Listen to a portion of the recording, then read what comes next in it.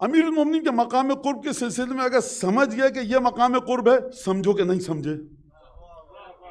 جب تک مقام قرب جناب امیر کے سلسلے میں جہل کا اعتراف رہے گا، جہل کی کیفیت رہے گی، انسان ہکا بکا رہے، حواس باغتا رہے، ایک ہولا خپتا جو ہمارے یہاں لفظ استعمال ہوتا بالکل جہل کے اندھیروں میں ڈوبتا رہے، یہ ہے نہیں سمجھ میں آ رہا. جب تک یہ لفظ نکلتا رہے علی بن ابی طالب کی حیثیت کو دیکھ کر کہ نہیں سمجھ میں آ رہا، اس وقت تک سمجھنا کہ سمجھ گئے. یہ وہ مقام ہے جہاں علم کا اعلان جہل کی علامت ہے، جہل کا اعلان علم کی علامت ہے.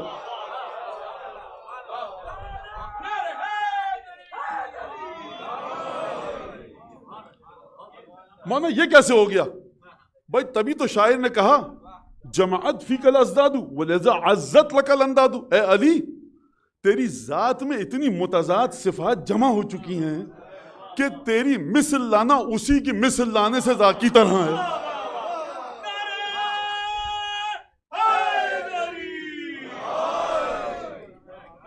امیر المومنین کی اتنی متضاد صفات جمع ہیں کہ آپ سمجھ نہیں سکتے کہ ہے کیا. اور یہ جناب امیر کے وجود میں متضاد صفات جمع. معرفت جناب امیر بھی ایسا ہی، دو متضاد صفات کے درمیان سفر کرتی ہے معرفت.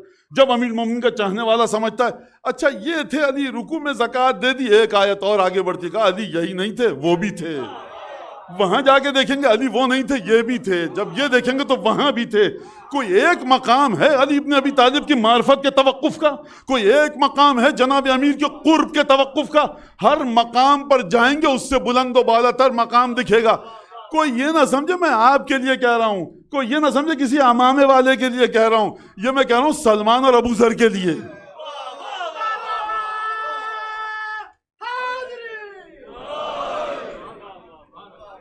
یہ امامے والوں سے مت سمجھیے مقام قرب جناب امیر. 4 میٹر کپڑا باندھ کے کوئی آسمان پہ نہیں پہنچتا.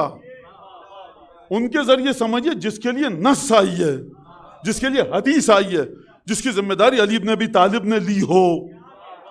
سمجھیے جگہ میسم کے ذریعے، عمار کے ذریعے، مقداد کے ذریعے، بلال کے ذریعے، ان ہستیوں کے ذریعے سمجھیے مقام جناب امیر المومنین کو. یہ وہ ہستیاں ہیں جنہوں نے مکتب جناب امیر میں تربیت پائی ہے. علی ابن ابی طالب کو اپنی آنکھوں سے دیکھا، علی ابن ابی طالب سے علم کو لیا، اور اس کے بعد بھی اگر یہ ناکامی کا اعتراف کریں تو 1400 برس بعد پیدا ہونے والے امامے، شیروانی ٹوپی، نوحہ مرثیہ کہاں سمجھ سکتا علی ابن ابی طالب کہاں ہے؟ امیر المومنین کی عزت اور آبرو کے آگے ہر چیز قربان، کسی کی کوئی حیثیت ہی نہیں ہے. اگر علی ابن ابی طالب دل دوڑاتے ہوئے جائیں میدان میں، گرد جو آئے نا کسی کے بدن پہ پڑ جائے تو وہ گرد انسان کو آسمان پہ پہنچا دے گی. یہ ہے علی ابن ابی طالب. قدموں کی گرد کی بات نہیں کر رہا، دل کی گرد کی بات کر رہا ہوں.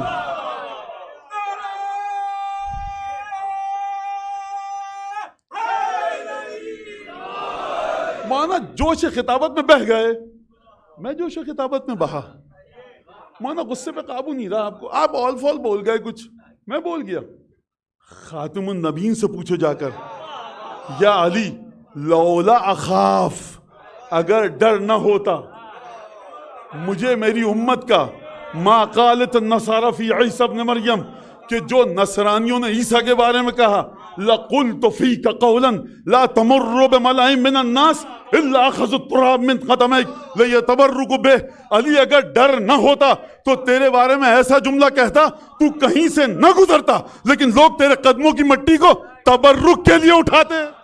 امیر المومنین کے ساتھ ختم مرتبہ نے ایک عجیب کام کیا. یہ نہیں کہا کہ جملہ کیا تھا، یہ بتا دیا کہ جملہ کہہ دیتا تو لوگ یہ کرتے. اب اگر عقل ہے تو جملے کا انتظار مت کرو، مٹی اٹھا کر تبرک کے لیے لے کر جاؤ.